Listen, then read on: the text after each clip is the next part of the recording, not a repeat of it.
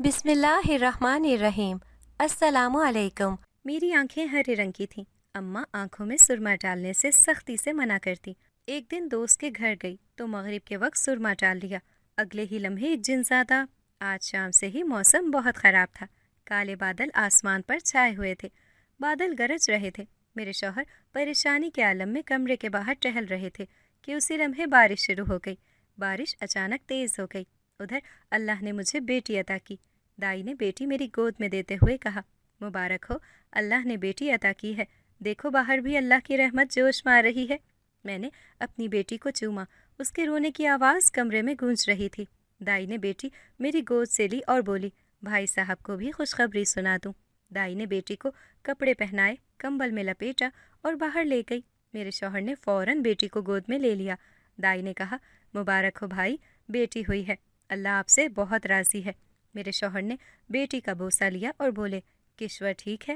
دائی نے کہا، جی بالکل الحمدللہ، ماں بچہ دونوں بالکل ٹھیک ہیں۔ دائی نے بیٹی میرے شوہر کی گود میں دی اور بولی، شہزادی کو مجھے دے دیں، کہیں اسے ٹھنڈ نہ لگ جائے، آج تو رحمت الہی بھی جوش میں ہے۔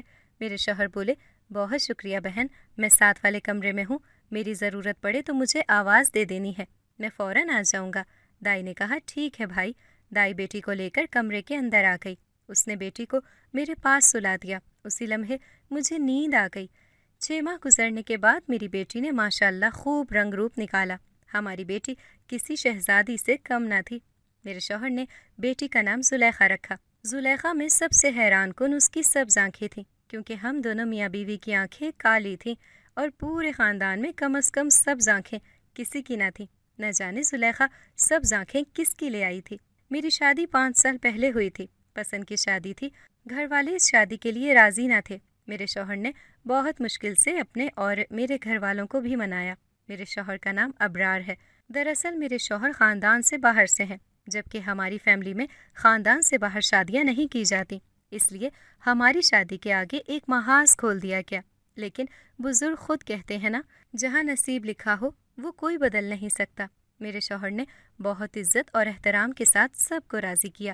دل میں خلوص تھا تو اللہ نے بھی مدد کی، اور تقریباً 1 سال کے بحث و مباحثے کے بعد ہمارے حق میں فیصلہ آ گیا۔ میں بیاہ کر پیا گھر چلی آئی۔ میرے شوہر 3 بھائی اور 3 بہنیں ہیں، مگر اتنے دن چلنے والے بحث و مباحثے کو میری ساس نے اپنی انا کا مسئلہ بنا لیا اور شادی کے 6 ماہ بعد ہی گھر میں لڑائی جھگڑے شروع کر دیے۔ میرے شوہر نے ماں کو سمجھانے اور منانے کی بہت کوشش کی، مگر میری ساس نہ سمجھنے والی تھی، نہ سمجھی۔ اسی طرح شادی کو 3 سال گزر گئے۔ مجھے میرے شوہر کی فل سپورٹ حاصل تھی، لیکن 3 سال بعد بھی اولاد پیدا نہ ہونے کی وجہ سے میری ساس کو بہانہ مل گیا اور وہ مجھے بانجھ کہہ کر ذلیل کرنے لگی۔ یوں میرے شوہر کا صبر بھی ختم ہو گیا۔ انہوں نے ماں کے ساتھ تو کوئی بدتمیزی نہ کی، بس خاموشی سے کرائے کا مکان لیا اور مجھے لے کر الگ ہو گئے۔ میرے شوہر پڑھے لکھے اور ایک اچھی کمپنی میں ملازم تھے۔ بس پھر کیا تھا، میری ساس نے ہمارے ساتھ قطع تعلق کر لیا اور یہ الزام بھی مجھ پر آ گیا کہ میں ان کا بیٹا ان سے چھین کر لے گئی ہوں، اور ایسا قطع تعلق کیا کہ پوتی کو دیکھنے بھی نہیں آئی۔ بس میرے شوہر خود ہی ہفتے میں 1 بار چکر لگا لیتے ہیں تاکہ ماں یہ شکوہ نہ کرے کہ بیٹے نے بھی قطع تعلق کر لیا۔ شادی کے 3 سال بعد جب ہم اس گھر میں شفٹ ہوئے تو ایسا لگتا تھا کہ زندگی کتنی خاموش ہے۔ ابرار صبح اپنی جاب پر چلے جاتے اور مغرب کے بعد گھر آتے، اور میں سارا دن تنہائی کاٹتی۔ 2 گلیاں چھوڑ کر میرا سسرال ہے، مگر ساس کی وجہ سے وہاں بھی نہ جا سکتی تھی، اور روز روز میکے جانا بھی مجھے پسند نہیں تھا۔ باقاعدگی سے نماز تو ادا کرتی ہی تھی، اور بھی اللہ کی طرف رجوع کر لیا۔ قرآن پاک کی تلاوت، وظیفے، تہجد اور دعا میں بس اولاد مانگنے لگی۔ میرا گھر ایسی لوکیشن پر تھا کہ ہمارے گھر کے پیچھے ایک سرکاری آم کا باغ تھا۔ اس باغ کی حفاظت کا ذمہ میرے ماموں کا تھا۔ میرے ماموں علاقے کے نمبردار تھے۔ ایک دن میں باغ میں چلی گئی اور ماموں سے ریکویسٹ کی، میرا گھر میں دل نہ لگے تو کیا میں باغ میں آ کر بیٹھ جایا کروں؟ ماموں نے کہا، کوئی بات نہیں، بالکل بیٹھ جایا کرو۔ انہوں نے مجھے تسلی اور حوصلہ بھی دیا کہ پریشان ہونے کی ضرورت نہیں ہے، گھرانوں میں آپس میں اختلافات چلتے رہتے ہیں، ان سے گھبرانا نہیں چاہیے، وقت ہر مسئلے کا حل خود نکال لیتا ہے۔ اس دن کے بعد میں اکثر ہی آموں کے باغ میں جا کر بیٹھ جاتی۔ کبھی تنہا بیٹھ کر درختوں اور پرندوں سے باتیں کرتی تو کبھی ماموں موجود ہوتے تو ان کے ساتھ گپ شپ کرتی۔ دل کا بوجھ ہلکا ہو جاتا۔ زبردستی کی شادی پر میکے والے بھی مجھ سے زیادہ خوش نہ تھے، کچھ ابھی تک ناراض تھے۔ کتنی عجیب بات ہے کہ شادی جیسے پاکیزہ رشتے کے بارے میں فیصلہ کرنے کا جو حق اسلام نے مرد اور عورت دونوں کو دیا ہے، اس رشتے کو بنانے سے پہلے مرد اور خاتون اپنے خاندان سے باغی ہو جانے کی بجائے انہیں منانے کے لیے ایڑی چوٹی کا زور لگاتے، اور اس کے بعد خاندان مان بھی جائے، شادی ہو بھی جائے، تب بھی خاندان والوں کی ناراضگی چلتی ہی رہتی ہے، ختم نہیں ہوتی۔ آخر یہ کیسی ناراضگی ہے؟ میاں بیوی کو تنہا کر دیا جاتا ہے۔ میں سمجھتی ہوں کہ یہ ہمارے معاشرے کا تاریک پہلو ہے اور اس ریت کو بدلنا چاہیے۔ ابرار پڑھے لکھے اور نہایت سلجھی ہوئی طبیعت کے مالک تھے۔ وہ نہ اپنے بڑوں کے ساتھ بدتمیزی کرتے تھے اور نہ ہی میرے بڑوں کے بارے میں کوئی غلط بات کرتے تھے، اور ان کے اسی سلجھاؤ کو لے کر مجھے ایسا لگتا تھا کہ میں نے ابرار کو اپنی زندگی کا ساتھی چن کر درست فیصلہ کیا ہے۔ قوم، ذات، قبیلہ شرافت سے اونچا تو نہیں ہوتا، شرافت اور تعلیم کو کسی کی ذات کا سٹگما نہیں چاہیے، لیکن ہمارے ہاں بدقسمتی سے اکثر و بیشتر شرافت قوموں کے آگے ہار جاتی ہے۔ جس دن گھر میں دل نہ لگتا تو یہاں آ جاتی، مگر دماغ تھا کہ سوچ سوچ کر خود کو ہلکان کر لیتا۔ ایک دن میں اسی طرح کافی دیر باغ میں بیٹھی رہی۔ ماموں بھی نہیں تھے، ان کی بھی کئی مصروفیات تھیں۔ تقریباً 1 گھنٹے کے بعد میں نے گھر کی راہ لی۔ باغ سے نکلی تو سامنے ایک بھکارن آ گئی۔ اس نے گود میں بچہ لیا ہوا تھا۔ اس نے ہاتھ میری طرف پھیلا دیا۔ میں نے پرس سے کچھ پیسے نکال کر اس کے ہاتھ پر رکھ دیا۔ میں نے اس کے بچے کے سر پر ہاتھ پھیرا اور بولی، یہ تمہارا بیٹا ہے؟ اس نے ہاں میں سر ہلا دیا۔ میں نے کہا، میری کوئی اولاد نہیں ہے، میرے لیے دعا کرنا کہ اللہ مجھے بھی بیٹا دے۔ وہ چند لمحے میرا منہ تکتی رہی، پھر بولی، بیٹا نہیں ہوگا، بیٹی ہوگی، لیکن بہت نصیبوں والی ہوگی۔ وہ جس پر ایک نظر ڈالے گی اسے رام کر لے گی، لیکن تیری بیٹی کی آنکھیں سبز رنگ کی ہوں گی، اسے آنکھوں میں سرما مت ڈالنے دینا، کیونکہ اگر اس نے اپنی سبز خوبصورت آنکھوں میں سرما ڈالا تو اس کی نظریں کہیں بہت دور تک کچھ لوگوں کو گھائل کر دیں گی۔ یہ کہہ کر وہ بھکارن چل پڑی۔ میرے لیے اس کی باتیں حیران کن تھیں۔ میں نے اسے کہا، سنو۔ وہ میری طرف مڑی اور بولی، میری یہ بات ہمیشہ یاد رکھنا۔ اچانک اس کی گود میں بچے نے انگڑائی لی۔ بچے کی عمر یہی کوئی 1 سے 1.5 سال کی ہوگی۔ بچے نے آنکھیں کھول دیں اور میری طرف دیکھا۔ بچے کا چہرہ تو مجھے یاد نہیں، مگر اس کی بڑی بڑی سبز آنکھیں آج بھی میرے دل پر نقش ہیں۔ اسی طرح 8 ماہ گزر گئے اور آخر اللہ نے کرم کیا، ہمیں خوشخبری سنائی۔ میرے شوہر ابرار نے اس خوشی میں پورے خاندان میں مٹھائی بانٹی۔ میری گود بھرائی کی تقریب بڑے دھوم دھام سے کی۔ صرف ایک شخصیت ہی نہ آئی، ورنہ تو پورا خاندان آیا۔ وہ میری ساس تھیں، مگر ابرار نے مجھے تسلی دی، فکر مت کرو، وقت ہر زخم بھر دیتا ہے، امی بھی مان جائیں گی۔ بیٹی کے 6 ماہ کے ہو جانے کے بعد بھی مجھے یہ سمجھ نہ آئی یا اس سوال کا جواب نہ ملا کہ آخر وہ بھکارن کون تھی، اور اسے کیسے علم ہوا کہ میری بیٹی پیدا ہوگی، اور یہی نہیں، بیٹی کی آنکھیں بھی سبز ہوں گی۔ شاید وہ پہنچی ہوئی اللہ والی نیک عورت ہوگی۔ بس اسی ڈر سے میں نے کبھی بیٹی کی آنکھوں میں سرما نہ ڈالا کہ نہ جانے کیا ہو جائے۔ 5 سال بعد اللہ نے اتنی بڑی خوشی دکھائی تھی۔ میں نے اپنے بہترین کپڑے پہنے اور بیٹی کو بھی تیار کیا۔ ماشاء اللہ، بیٹی اتنی خوبصورت تھی کہ اسے تیار کرنے کی ضرورت نہ تھی۔ مجھے تو اسے زیادہ باہر لے کر جاتے ہوئے بھی ڈر لگتا تھا کہ کہیں کسی کی نظر ہی نہ لگ جائے۔ مگر آج ہماری دعوت تھی۔ بیٹی کی پیدائش کے بعد نمبردار ماموں نے ہماری پہلی دعوت کی تھی۔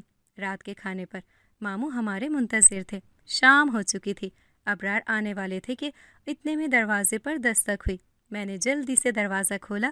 ابرار مجھے دیکھتے ہوئے بولے، ماشاء اللہ، آج تو بجلیاں گرا رہی ہو۔ وہ اندر آئے۔ میں نے دروازہ بند کیا اور بولی، باتیں بنانے کا وقت نہیں ہے، جلدی سے تیار ہو جائیں، ماموں کا 2 بار فون آ چکا ہے۔ میرے شوہر بولے، میں تمہاری طرح تیار ہونے میں پورا دن تھوڑی لگاؤں گا، بس ابھی ہوا تیار۔ میرے شوہر بھی تیار ہوئے۔ ابرار ہمیں بائک پر بٹھائے ماموں کے گھر لے گئے۔ میرے ماموں اور ممانی نے ہمارا بہت خوش دلی سے استقبال کیا۔ ممانی نے ہمیں خاندان کی ہیپی فیملی کا خطاب دیا ہوا تھا۔ الحمدللہ ہم نے ماموں کے گھر دعوت کھائی، خوب گپ شپ کی۔ رات کے 12 بج گئے۔ ابرار نے ماموں سے واپسی کی اجازت مانگی کیونکہ صبح انہوں نے جاب پر جانا تھا۔ آخر ماموں نے اجازت دے ہی دی۔ اجازت لیتے گھر سے نکلتے 12:30 بج گئے۔ ہم گھر سے نکلے، ابرار بائک پر بیٹھے، میں بائک پر بیٹھنے لگی تو مجھے ایسا لگا ہم سے کچھ فاصلے پر وہی بیکارن کھڑی ہے اور ہماری طرف ہی دیکھ رہی ہے۔ میں اسے دیکھنے لگی کہ میرے شوہر ابرار نے کہا، کیا ہوا کشور، بیٹھ بھی جاؤ، کیا یہیں کھڑے رہنا ہے؟ میں بائک پر بیٹھ گئی مگر اب اس جگہ کوئی بھی نہیں تھا۔ بائک ابرار چلا رہے تھے۔ ہم گھر کی طرف رواں دواں تھے۔ گھر یہاں سے زیادہ دور نہیں تھا، بائک پر صرف 10 منٹ لگتے تھے۔ اچانک میری کھلی آنکھوں نے وہ منظر دیکھا کہ ہماری چلتی ہوئی بائک کے قریب سے بھکارن بچہ گود میں لیے بائک کے قریب سے گزری۔ میں پھٹی پھٹی نظروں سے اسے دیکھ رہی تھی۔ میں نے بیٹی کو سینے سے لگا لیا۔ مجھے ڈر لگ رہا تھا۔ اس بھکارن کے متعلق میں نے صرف اپنے شوہر کو بتایا تھا۔ ہم گھر پہنچے۔ گھر پہنچنے تک زلیخا سو چکی تھی۔ میں نے اسے بیڈ پر لٹایا۔ میرے شوہر ڈریسنگ کے سامنے کھڑے اپنی گھڑی اور والیٹ وغیرہ نکال کر رکھ رہے تھے۔ میں نے کہا، سنیں، مجھے بہت عجیب لگ رہا ہے، بلکہ یہ کہیں کہ خوف آ رہا ہے۔ انہوں نے کہا، بھائی میرے ہوتے ہوئے ڈر لگ رہا ہے؟ میں نے کہا، یاد ہے میں نے آپ کو بھکارن کے بارے میں بتایا تھا جس نے کہا تھا کہ ہماری بیٹی پیدا ہوگی سبز آنکھوں والی؟ میرے شوہر نے کہا، تو؟ میں بولی، تو یہ کہ آج میں نے اس کی جھلک دیکھی ہے، وہ ماموں کے گھر کی گلی میں کھڑی تھی۔ یہ سن کر میرے شوہر میرے سامنے بیٹھ گئے اور بولے، کیا کہہ رہی ہو؟ گلی تو سنسان پڑی تھی۔ میں نے کہا، ہاں، مگر وہ ہماری بائک کے قریب سے بھی گزری ہے۔ تب آپ نے اسے دیکھا تھا؟ میرے شوہر نے کہا، کشور، کیا تم پاگل ہو گئی ہو؟ گھر پہنچنے تک ساری گلیاں سنسان پڑی تھیں۔ وقت تو دیکھو 1 بج گیا ہے۔ میں نے کہا، لیکن… وہ بولے، لیکن ویکن چھوڑو، میرا خیال ہے تم نے اسے کچھ زیادہ ہی اپنے دماغ پر سوار کر رکھا ہے۔ چلو شاباش، سو جاؤ، پھر صبح آنکھ نہیں کھلے گی اور مجھے دیر ہو جائے گی۔ میں مزید کیا کہتی، خاموش ہو گئی۔ وقت گزرتا رہا۔ زلیخا 17 سال کی ہو گئی۔ امی، آج میرے فرسٹ ایئر کا یہ الوداعی فنکشن ہے، اس کے بعد میں سیکنڈ ایئر میں چلی جاؤں گی۔ امی نے میرے بالوں میں کنگھی کرتے ہوئے کہا، بالکل، وقت کا دیکھو پتہ ہی نہیں چلتا ہے۔ میں نے کہا، امی بس کریں، مجھے ہلکا سا میک اپ تو کرنے دیں۔ امی نے مسکراتے ہوئے کہا، میری بیٹی کو میک اپ کی کیا ضرورت ہے؟ خوبصورت سبز آنکھیں، گورا رنگ، گلابی ہونٹ، گلابی گالوں پر پڑتا ڈمپل، تمہیں اللہ نے حسن سے مالا مال کر کے بھیجا ہے۔ میں تو پہلے ہی ڈرتی رہتی ہوں کہ کہیں کسی کی نظر نہ لگ جائے۔ میں نے کہا، امی اب اتنی بھی خوبصورت نہیں ہوں۔ ہر ماں باپ کو اپنی اولاد خوبصورت نظر آتی ہے۔ امی نے ہیئر برش ڈریسنگ پر رکھا اور بولی، ہاں، مجھے میری بیٹی کی عاجزی بہت پسند ہے۔ میں نے ہلکی سی جیولری پہنی، لپسٹک لگائی کہ اتنے میں کالج وین نے ہارن دے دیا۔ امی نے ہمیشہ کی طرح مجھ پر دم کیا، دعائیں دیں۔ میں کالج وین میں بیٹھی اور کالج چلی گئی۔ کالج کے سالانہ فنکشن میں میری کچھ کلاس فیلوز اپنے ساتھ چھوٹے بہن بھائی بھی لے کر آئیں۔ بچے مجھے بہت پسند تھے۔ میں اکثر خواہش کرتی کہ کاش میرا بھی کوئی چھوٹا بھائی ہوتا۔ امی کو بھی میں نے کئی بار یہ حسرت کرتے دیکھا تھا، لیکن چلو، ہر خواہش کب پوری ہوتی ہے۔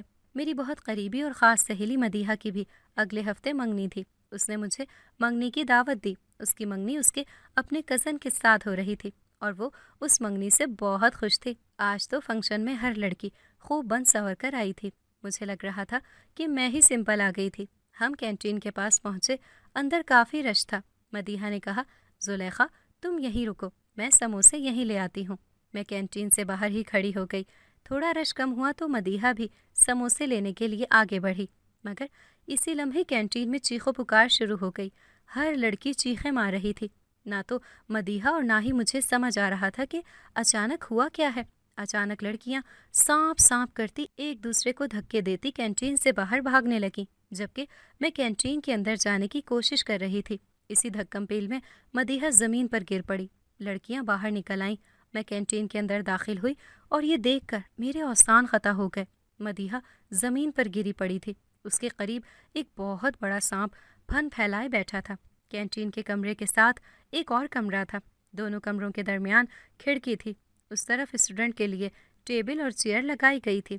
اسٹوڈنٹس کھڑکی سے لنچ لیتی اور یہیں بیٹھ کر کھایا کرتی تھی۔ میں آنکھیں پھاڑے منہ کھولے سانپ کو دیکھ رہی تھی۔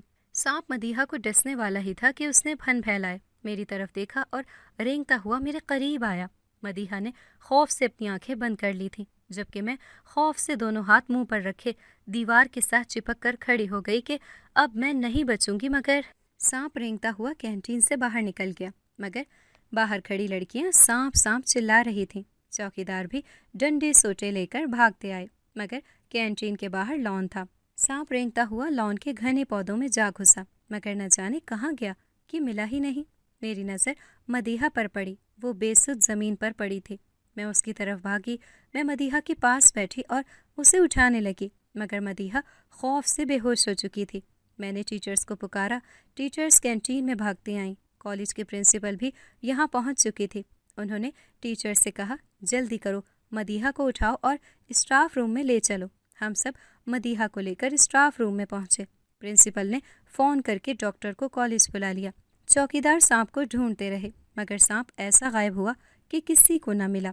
चूँकि सांप बहुत बड़ा और खौफनाक था, मुझ समेत बहुत सारे स्टूडेंट्स ने उसे अपनी आंखों से देखा था। हत्ता कि कैंटीन की आंटी और उनकी 2 हेल्पर्स ने भी सांप को अपनी आंखों से देखा था।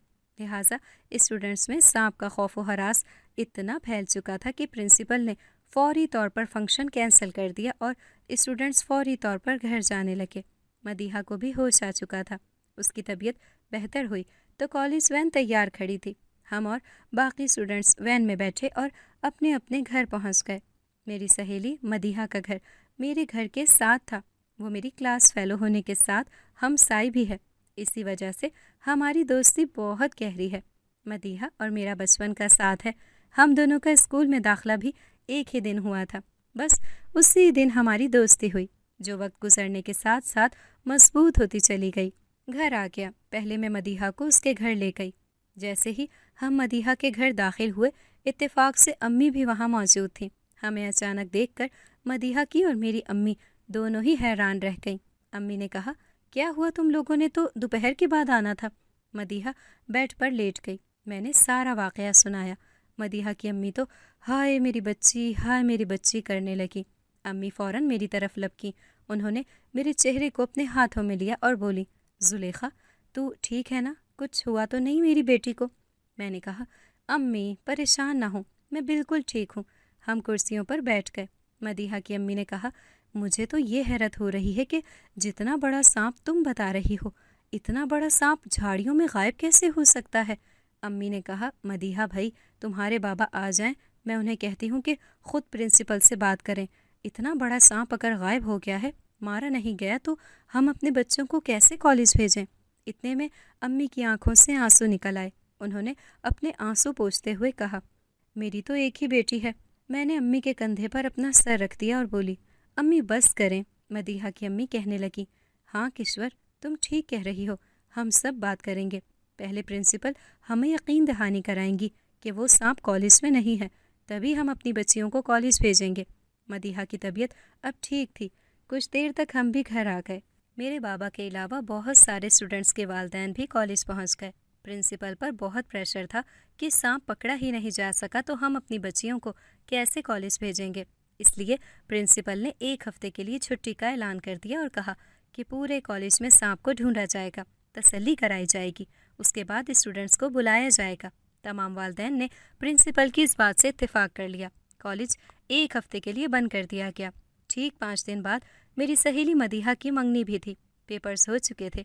मैं भी घर में फारिग ही हुआ करती थी। अम्मी शाम का खाना बना रही थी। मैंने असर की नमाज अदा की और छत पर चली आई। मैं छत पर टहलने लगी। धूप आहिस्ता आहिस्ता ढल रही थी। हल्की हल्की हवा बड़ी मसरूर कुन थी। गुरूब होता सूरज अपनी बिखरी रोशनी को समेटने में मसरूफ़ था। इसी तरह मगरिब हो गई। मैं भी वॉक करके थक चुकी थी। मगरिब की नमाज के बाद अम्मी के साथ कुछ काम भी कराने थे। मैं सीढ़ियों से नीचे उतरने लगी तो अचानक मुझे छत से निहायत अजीब आवाज़ आई, जैसे कोई सिसकियाँ ले रहा हो। मैं रुक गई। गौर से सुना तो वाकई सिसकियों की आवाज़ थी। मैं दबे पांव छत पर गई, इधर उधर नज़र दौड़ाई। एक कोने में बिल्ली बैठी रो रही थी, लेकिन कुछ देर पहले तो यहाँ कोई बिल्ली नहीं थी। ये अचानक कहाँ से आ गई? बिल्ली अजीब अजीब आवाज़ें निकालने लगी। मुझे बिल्ली से डर लगने लगा। इसी असना में नीचे से अम्मी की चीख की आवाज़ आई। मैं नीचे की तरफ भागी। मैंने देखा कि अम्मी किचन के दरवाजे पर डरी सहमी खड़ी, आंखें फाड़े छत की तरफ देख रही थी। मैं अम्मी की तरफ लपकी और कहा, क्या हुआ अम्मी? बिना हरकत किए छत की तरफ देख रही थी। मैंने अम्मी को हिलाया और कहा, क्या हुआ अम्मी? وہاں آپ کسے دیکھ رہی ہیں؟ امی نے کہا، بیٹا وہاں چھت کی گرل پر میں نے اسی بیکارن کو چلتے ہوئے دیکھا ہے جس نے مجھے تمہاری پیدائش کے بارے میں بتایا تھا۔ اتنے میں دروازہ کھلا اور بابا گھر کے اندر داخل ہوئے۔ بابا نے امی کو بدحواس حالت میں دیکھا تو بولے، کیا ہوا کشور؟ زلیخا بیٹا آپ کی امی کو کیا ہوا ہے؟ میں نے کہا، بابا مجھے نہیں معلوم، آپ خود ہی پوچھ لیں، امی بہکی بہکی باتیں کر رہی ہیں۔ بابا نے اپنا لیپ ٹاپ والا بیگ میری طرف بڑھایا اور امی کو لے کر کمرے کے اندر چلے گئے۔ میں نے کچن میں چولہا بند کیا اور امی کے لیے گلاس میں پانی لے کر کمرے کے اندر آ گئی۔ میں نے پانی کا گلاس امی کو دیا۔ بابا نے کہا، کشور پانی پیو اور ریلیکس ہو جاؤ۔ میں نے لیپ ٹاپ بیگ رکھا اور بولی، میں نماز پڑھنے جا رہی ہوں۔ بابا نے کہا، ٹھیک ہے بیٹا جاؤ۔ میں اپنے کمرے میں چلی آئی۔ بابا نے امی سے کہا، اٹھو کشور، وضو کرو اور نماز پڑھو، میں آ گیا ہوں، اب کسی سے ڈرنے کی ضرورت نہیں ہے۔ میرے بیٹے کی طبیعت ٹھیک نہیں ہے، جنزادی نے سردار سے کہا۔ سردار نے جواب دیا، میں نے تم سے اسی وقت کہا تھا اپنے بیٹے کو اس امتحان میں مت ڈالو، ورنہ اس امتحان سے صرف وہ نہیں تم بھی کبھی باہر نہیں نکل سکو گی۔ جنزادی بولی، سردار میرے شوہر کو قتل کیا گیا ہے، اس کا ناحق خون بہایا گیا ہے، صرف اس لیے کہ میں کمزور تھی۔ میری گود میں سوائے میرے بیٹے کے اس وقت تھا ہی کیا؟ آپ اس وقت بھی یہی چاہتے تھے کہ میں پیچھے ہٹ جاؤں، اور آج بھی یہی کہہ رہے ہیں۔ سردار بولا، تو تم نے بدلہ لے تو لیا ہے جنزادی، آج تمہارے پاس طاقت بھی ہے، مگر سوچو کہ اب تم اپنے بیٹے کی جدائی برداشت کر سکو گی؟ جنزادی خاموش تھی۔ سردار نے کہا، اب تمہارے بیٹے کو اس دنیا میں جانے سے کوئی نہیں روک سکتا، تم بس یہ دعا کرو کہ تمہارا بیٹا تمہیں نہ چھوڑے۔ جنزادی نے کہا، میرا بیٹا کمزور ہوتا جا رہا ہے، کچھ کریں۔ سردار نے کہا، جنزادی محبت کی عمر بہت کم ہوتی ہے، لیکن اس کے قصے نسلیں دہراتی ہیں۔ میری سہیلی کی منگنی تھی، ویسے تو گھر میں سادہ سی تقریب تھی، لیکن مجھے اور امی کو مدیحہ اور اس کی امی نے خاص طور پر بلایا تھا۔ امی کی صبح سے طبیعت ناساز تھی، ہلکا سا بخار تھا اور بی پی بھی لو تھا۔ امی نے کہا، زلیخا تم چلی جاؤ، میں کل صبح مبارک دینے چلی جاؤں گی۔ میں نے کہا، ٹھیک ہے امی۔ جمعے کا دن تھا، جمعے کی نماز کے بعد مدیحہ کی منگنی کی تقریب تھی۔ میں تیار ہو کر بابا کے مسجد سے آنے کا انتظار کر رہی تھی۔ ویسے تو مدیحہ کا گھر قریب تھا، لیکن مجھے اکیلے گھر سے باہر جانے کی اجازت نہیں تھی۔ کچھ ہی دیر میں بابا جمعے کی نماز ادا کر کے گھر لوٹے۔ میں ان کے انتظار میں تھی۔ بابا نے کہا، چلو بیٹا تمہیں مدیحہ کے گھر چھوڑ دوں۔ میں نے بڑی چادر لی۔ اتنے میں امی نے آواز دی۔ وہ اپنے کمرے میں بستر پر لیٹی ہوئی تھیں۔ امی نے کچھ پڑھ کر مجھ پر دم کیا اور میرے ماتھے پر بوسہ دیتے ہوئے بولی، اللہ میری بیٹی کو نظر بد سے بچائے۔ پھر ان کی نظر میرے ہاتھوں پر پڑی۔ وہ بولی، ارے انگوٹھی نہیں پہنی، ہاتھ کتنے خالی لگ رہے ہیں۔ میں نے کہا، او امی میں بھول گئی، ابھی پہن لیتی ہوں۔ بابا نے کہا، جلدی کرو بھائی، خواتین کا بننا سنورنا تو ویسے بھی ختم نہیں ہو سکتا۔ میں نے کہا، بابا صرف 2 منٹ۔ میں نے ڈریسنگ کی دراز سے اپنی انگوٹھی نکال کر پہنی، آئینے میں ایک نظر ڈالی، سب کچھ ٹھیک تھا، مگر مجھے میری آنکھیں سونی سونی لگ رہی تھیں۔ مجھے سرما لگانے کی قطعاً اجازت نہیں تھی، لیکن ایک دن لگانے سے کیا ہو جائے گا؟ میں نے دراز سے سرما نکالا اور اپنی آنکھوں میں ڈال لیا، خود پر ایک مسکراتی نظر ڈالی اور کمرے سے باہر آ گئی۔ بابا نے مجھے مدیحہ کے گھر چھوڑا اور کہا، زلیخا جیسی تقریب ختم ہو مجھے فون کرا دینا، میں لینے آ جاؤں گا۔ میں نے نظریں جھکائے ہوئے کہا، ٹھیک ہے بابا۔ مجھے علم تھا کہ اگر بابا نے میری آنکھوں میں سرما دیکھ لیا تو وہ امی کو بتا دیں گے۔ مدیحہ کی منگنی ہوئی، وہ بہت خوش تھی۔ وہ اور اس کا کزن ایک دوسرے کو پسند کرتے تھے اور ان کے والدین بھی اس رشتے سے بہت خوش تھے۔ مدیحہ مجھے دیکھ کر حیران رہ گئی، بولی، زلیخا تمہاری امی تو سرمے کو لے کر بہت جذباتی ہیں، تم نے آنکھوں میں سرما کیسے ڈال لیا؟ میں نے کہا، بس میرا بہت دل کر رہا تھا، ایک ہی بار تو سرما ڈالا ہے، پھر نہیں ڈالوں گی۔ وہ خاموش ہو گئی۔ منگنی کی تقریب سے فارغ ہو کر میں نے اپنے چہرے کو صابن سے اچھی طرح دھویا تاکہ سرما دھل جائے اور امی کو پتہ نہ چلے کہ میں نے آنکھوں میں سرما ڈالا ہے۔ تقریب کے بعد بابا مجھے لینے کے لیے آ گئے۔ میں گھر پہنچی، امی کافی بہتر تھیں۔ بابا شام کا کھانا باہر سے لے آئے تھے۔ میں نے چینج کیا اور بولی، امی میں بہت تھک گئی ہوں، مدیحہ کے گھر سے کھانا کھا آئی ہوں، اس لیے مجھے بھوک نہیں ہے، میں سونے جا رہی ہوں۔ بابا نے کہا، ٹھیک ہے بیٹا تم آرام کرو۔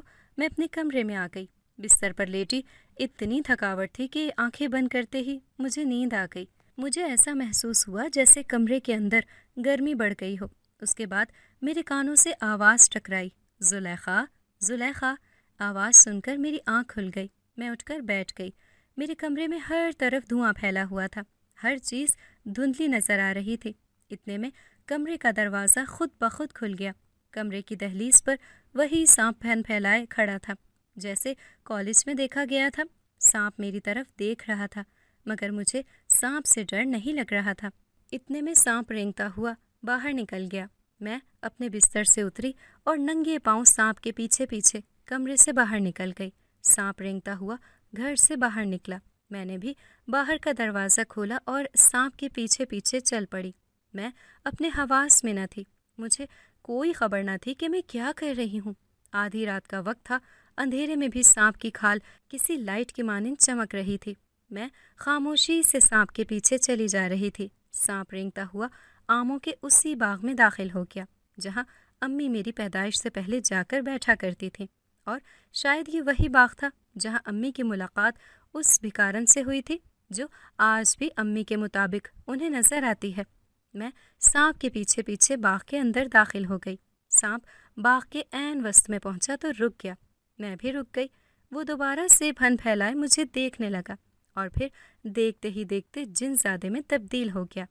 اس کا گورا رنگ، میری طرح سبز آنکھیں، اس کے چہرے پر مسکراہٹ اور اس کی آنکھوں میں ایسی کشش تھی کہ میں اس کی طرف کھینچی چلی جا رہی تھی۔ اس نے اپنا ایک ہاتھ میری طرف بڑھایا۔ میں اس کی طرف چل پڑی۔ اسی لمحے جن زادی نمودار ہوئی۔ وہ زور سے چلائی، وہیں رک جا لڑکی۔ اس نے اتنا کہا، میں جہاں کھڑی تھی وہیں کھڑی رہ گئی۔ اس نے جن زادے کا ہاتھ پکڑ لیا اور بولی، وہ سب کچھ ایک مجبوری تھا، مگر اب تمہیں میرے ساتھ چلنا پڑے گا اور وعدہ کرو کہ تم انسانوں کی دنیا میں دوبارہ نہیں آؤ گے۔ جن زادے نے کہا، یہ آپ ٹھیک نہیں کر رہی، اس طرح آپ مجھے نہیں روک سکتی۔ لیکن جن زادی بہت طاقتور تھی۔ وہ جن زادے کو لے کر غائب ہو گئی۔ جن زادے کے غائب ہوتے ہی مجھے شدید بے چینی محسوس ہونے لگی۔ ایسا لگ رہا تھا کہ جیسے میری سانس رک رہی ہو۔ میں وہیں گری اور بے ہوش ہو گئی۔ فجر کے وقت امی کی آنکھ کھلی۔ وہ فجر کی نماز کے لیے وضو کرنے کمرے سے باہر آئیں، مگر باہر کا دروازہ کھلا دیکھ کر ان کے اوسان خطا ہو گئے۔ ارے، یہ دروازہ کس نے کھول دیا؟ کیا یہ دروازہ ساری رات کھلا رہا ہے؟ زلیخا سے پوچھتی ہوں۔ یہ کہہ کر امی جیسے ہی میرے کمرے کی طرف مڑی، میرے کمرے کا دروازہ بھی کھلا ہوا تھا۔ امی تیزی سے کمرے کے اندر داخل ہوئیں، لیکن میں کمرے میں نہیں تھی۔ اب تو امی کے پیروں کے نیچے سے زمین نکل گئی۔ امی اپنے کمرے کی طرف بھاگی اور بابا کو زور زور سے ہلاتے ہوئے کہنے لگی، ابرار اٹھیں، زلیخا گھر میں نہیں ہے۔ باہر کا دروازہ بھی کھلا ہوا ہے۔ بابا اچھل کر اٹھ بیٹھے۔ یہ تم کیا کہہ رہی ہو؟ بابا ننگے پاؤں میرے کمرے کی طرف بھاگے۔ امی اور بابا نے پورا گھر دیکھ لیا، میں انہیں کہیں نہ ملی۔ بابا نے وقت نہ دیکھا اور رشتہ داروں کو فون کر دیا۔ گھر میں کوہرام مچ گیا۔ خاندان اور برادری میں سنسنی پھیل گئی کہ میں آدھی رات کے وقت اپنے کمرے سے کہاں غائب ہو گئی۔ اتنے میں روشنی ہو گئی۔ ہر کسی نے مجھے ڈھونڈنا شروع کر دیا۔ امی کے ماموں جو نمبردار ہیں، جن کے پاس آج بھی یہ سرکاری باغ ہے، انہوں نے بھی مجھے ڈھونڈنا شروع کر دیا۔ ڈھونڈتے ڈھونڈتے جب وہ باغ میں آئے تو انہوں نے مجھے باغ میں بے ہوش پایا۔ انہوں نے اسی وقت بابا کو فون کر کے بتایا۔ بابا گاڑی لے کر باغ میں پہنچ گئے۔ مجھے گھر پہنچایا گیا۔ امی کا رو رو کر برا حال تھا۔ گھر پہنچنے کے تھوڑی دیر بعد مجھے ہوش آ گیا۔ ہمارے گھر میں خاندان کے سبھی لوگ جمع تھے۔ ہر ایک کا یہی سوال تھا کہ میں آدھی رات کو باغ میں کیسے پہنچی، لیکن یہ بھی درست تھا کہ مجھے کچھ بھی یاد نہیں تھا کہ رات کو میرے ساتھ کیا ہوا تھا۔ خاندان کے بزرگوں نے بابا کو مشورہ دیا کہ وہ مجھے دم کے لیے کسی پیر فقیر کے پاس لے جائیں۔ ماں مجھے کھول دیں، آپ کی یہ جادوئی رسیاں مجھے زیادہ دن تک قید نہیں رکھ سکتی۔ جن زادی نے کہا، میں مانتی ہوں کہ وہ میری غلطی تھی، لیکن مجھے یہ بھی علم ہے کہ اب تم بڑے ہو گئے ہو۔ کسی بھی ایک کمزور لمحے کے لیے تم خود کو ضائع نہیں کر سکتے، اپنی ماں کو نہیں چھوڑ سکتے۔ جن زادے نے کہا، اس وقت آپ نے جو عمل کیا تھا اس نے میرے اور زلیخا کے بیچ ایسی گرہ لگا دی ہے جو کبھی کھل نہیں سکتی۔ اتنے میں سردار کمرے میں داخل ہوا۔ سردار نے کہا، یہاں کیا ہو رہا ہے؟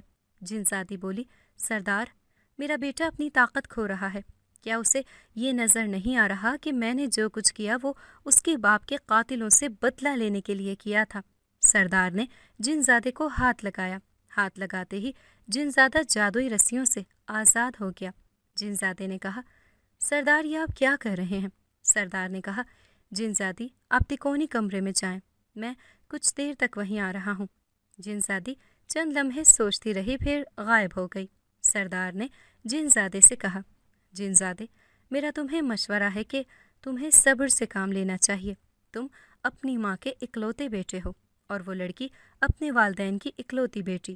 نہ تمہاری ماں تم سے دستبردار ہوگی اور نہ ہی دوسری دنیا کے لوگ تمہیں قبول کریں گے، چاہے تم اپنی ساری طاقت گواہ ہی کیوں نہ بیٹھو۔ جن زادہ بولا، میں آپ کے مشورے پر عمل کروں گا، لیکن میں زیادہ دیر خود پر جبر نہیں کر سکتا۔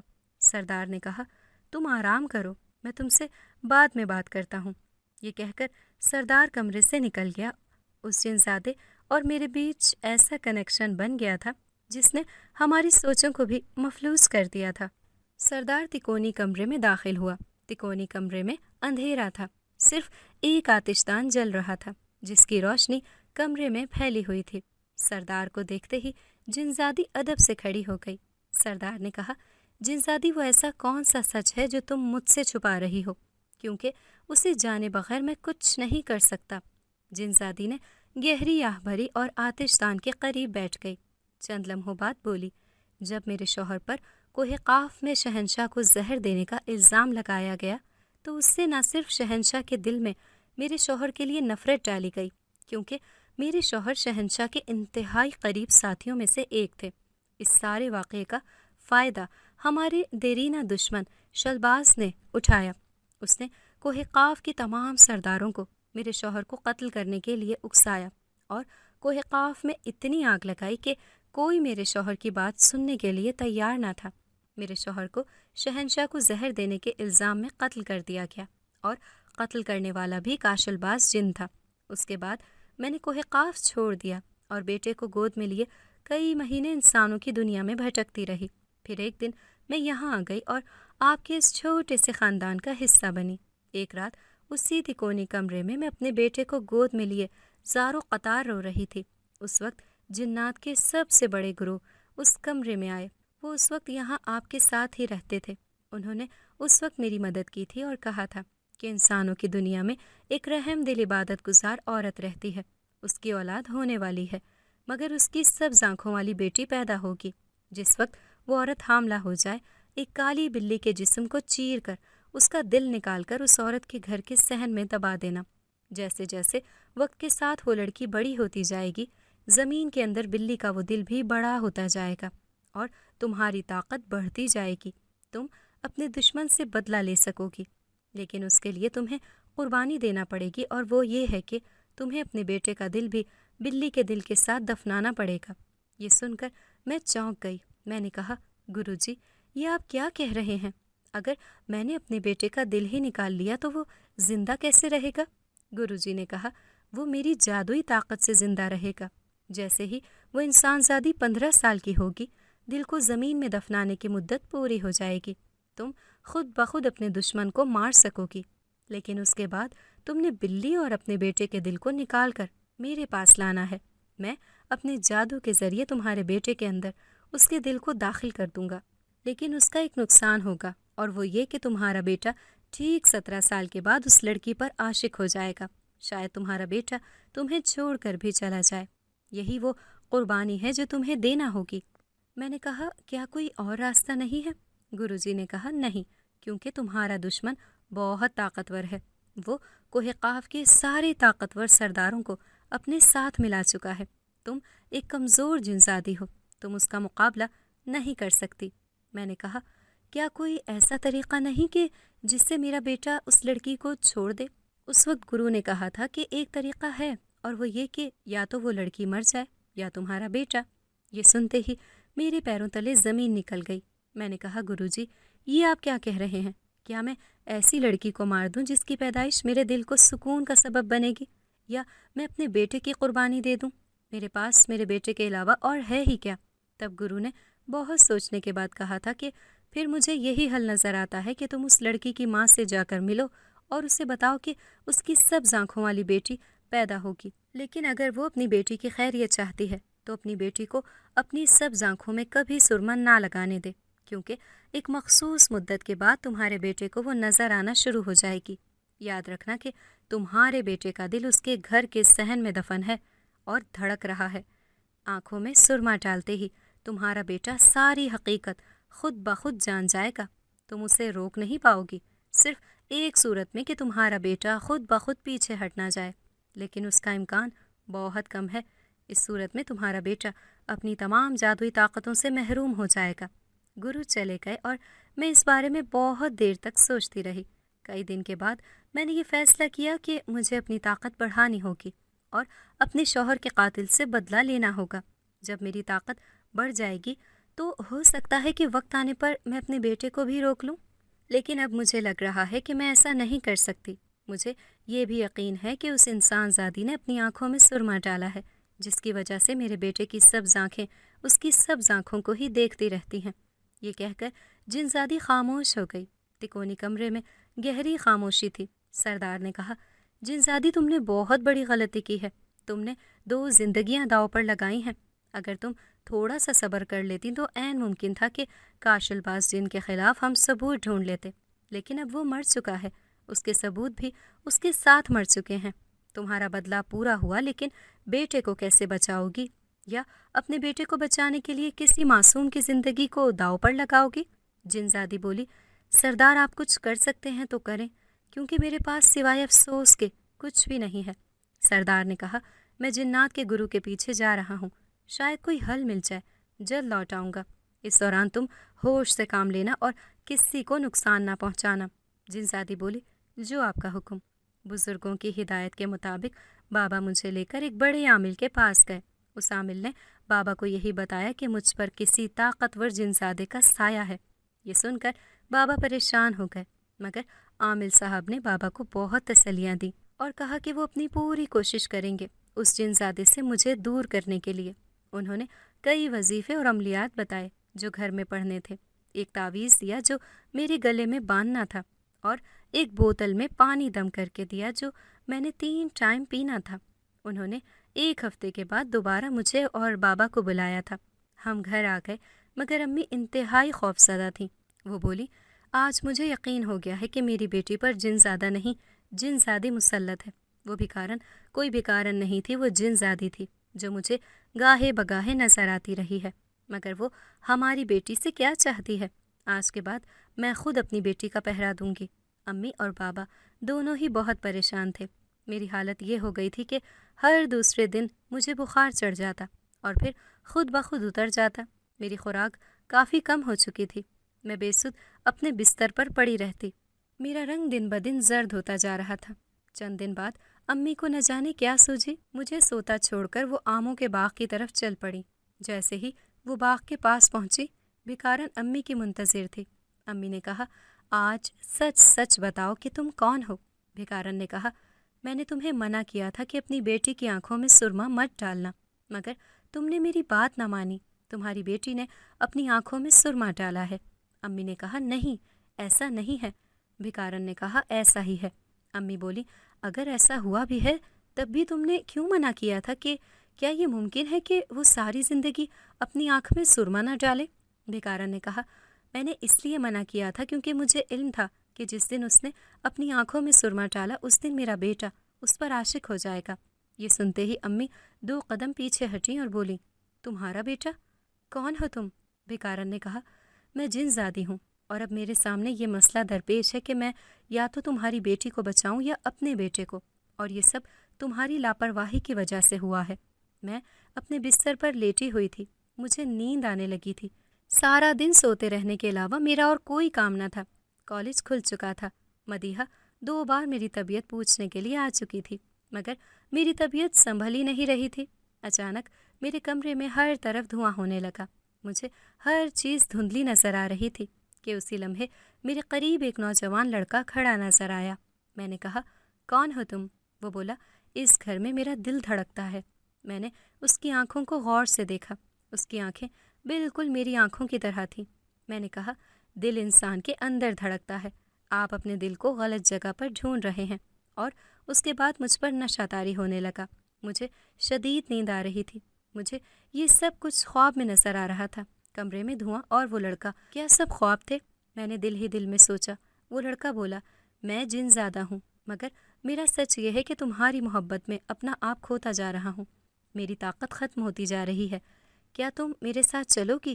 میں نے ہاں میں سر ہلا دیا۔ وہ مسکرایا اور بولا، مجھے علم تھا کہ تم بھی میرے بغیر نہیں رہ سکتی ہو۔ اس نے اپنا ہاتھ میری طرف بڑھایا۔ اس سے پہلے کہ میں اپنا ہاتھ اس کے ہاتھ میں دیتی، کمرے کا دروازہ کھلا۔ امی کمرے میں داخل ہوئیں اور بدحواسی کے عالم میں بولیں، رک جاؤ زلیخا، تم میری بیٹی ہو، مجھے چھوڑ کر تم کہیں نہیں جا سکتی۔ جنزادے نے کہا، زلیخا میرے ساتھ جائے گی۔ اتنے میں کمرے میں جنزادی نمودار ہوئی۔ نقاہت سے میری یہ حالت ہو چکی تھی کہ میں اٹھ بھی نہیں سکتی تھی۔ جنزادی بولی، بیٹا خود کو سنبھالو اور میرے ساتھ چلو۔ واپسی کا صرف ایک ہی راستہ ہے کہ تم اسے بھول جاؤ۔ جنزادہ بولا، ورنہ ہم دونوں میں سے کسی ایک کو جینا پڑے گا۔ یہ سنتے ہی جنزادی نے چونک کر بیٹے کی طرف دیکھا۔ جنزادہ بولا، میں زلیخا کے ساتھ ہی جینا چاہتا ہوں۔ اسی لمحے میں نے بڑی ہمت کی اور اٹھ بیٹھی۔ میں نے اپنا ہاتھ جنزادی کی طرف بڑھایا۔ امی چلائیں، زلیخا یہ نہ کرو، کہ اسی لمحے جنزادی نے زلیخا کا ہاتھ جھٹکا اور اپنے بیٹے کے سینے پر ہاتھ رکھ دیا۔ جنزادے کے جسم سے اس کی طاقت آہستہ آہستہ نکلنے لگی اور چند لمحوں بعد وہ زمین پر گرا، پھر اٹھ نہ سکا۔ جنزادی وہیں بیٹے کے پاس زمین پر بیٹھ گئی۔ اس کی آنکھوں سے آنسو گرنے لگے۔ امی جنزادی کی طرف بڑھیں اور بولیں، کیا ہوا تمہارے بیٹے کو؟ جنزادی نے کہا، میں نے اپنا بیٹا قربان کر دیا ہے۔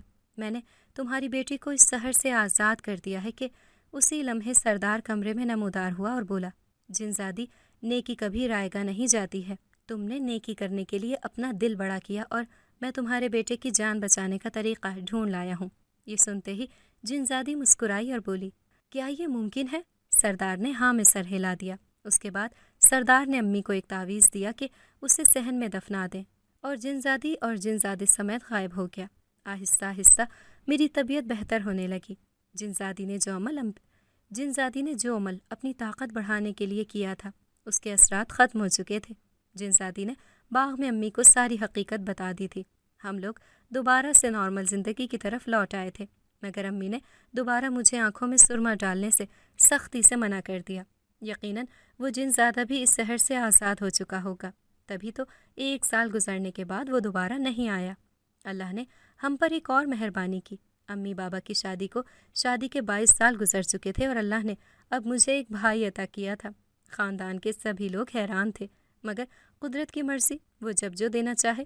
میرا چھوٹا بھائی بہت خوبصورت تھا، لیکن اس کی آنکھیں بھی سبز تھیں۔ اگر آپ کو ہماری آج کی کہانی پسند آئی ہے تو اسے لائک کریں، شیئر کریں اور چینل کو سبسکرائب کرنا مت بھولیے گا، تاکہ آپ کو ہر نئی آنے والی ویڈیو کا نوٹیفیکیشن بر وقت ملتا رہے۔